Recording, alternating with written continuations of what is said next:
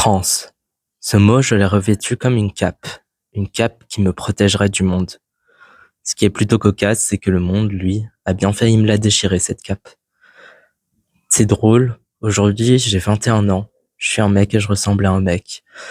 Alors avouez que je suis trans, que j'étais une fille avant, c'est devenu difficile. Et si on me disait que c'était bizarre, moche, dégueulasse, bizarre je le suis, mais j'aime pas quand ce sont les autres qui le disent. Trans, trans, trans. On me pose souvent la question, comment tu l'as su? La vérité, c'est que je ne sais pas moi-même. C'est comme si, petit à petit, j'avais remis mes chaussures au bon pied. Un jour par semaine, je marchais droit. Puis 2 jours, puis 3, puis... Chaque jour de ma vie dans des baskets de garçon, du genre qu'on mettrait pour courir après un ballon. Alors je me suis mis à courir vers ma vie, ma vraie vie. Moi, garçon, moi, transgenre. Le 3 mars 2022, à peine 4 jours après l'anniversaire de mes 18 ans, je me suis fait injecter de la testostérone, là, direct dans la fesse. Ça me faisait un peu boiter les jours d'après, et je trouve ça marrant en rapport à la métaphore des chaussures, etc., etc. Le 6 septembre 2024, j'ai dit adieu à mes seins. Bye bye, ne revenez jamais. Parce que c'est douloureux d'avoir une poitrine quand t'es un homme trans.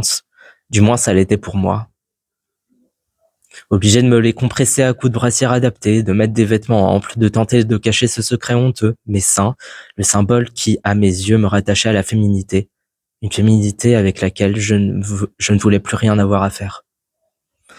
Alors j'ai 2 cicatrices sur le torse, 2 barres bien visibles sous les tétons. Avant, je pensais que je détesterais ces cicatrices parce qu'elles mettaient les autres face à ma réalité, qui m'était propre, une réalité que je voulais protéger jalousement comme un trésor, du genre qui brille dans le noir et qu'on tient au creux de la paume pour la garder pour soi, rien que pour soi. Mais aujourd'hui, oui, aujourd'hui, je les adore ces cicatrices. Elles crient mon nom, Noé, le nom que j'ai choisi parce que c'était celui d'un prophète en islam, et qu'en dépit de ma relation chaotique avec cette dernière, j'en avais besoin.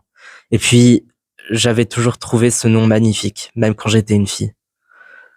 Et ces cicatrices, elles crient le mot trans. Et je trouve ça beau. Ouais, je trouve ça beau, mes cicatrices. Parce qu'elles me rappellent d'où je viens, parce qu'elles me rappellent que je suis trans et que c'est tellement, tellement beau. Alors je n'ai pas honte. Certaines personnes m'ont dit que c'était des mutilations, que c'était horrible, même monstrueux.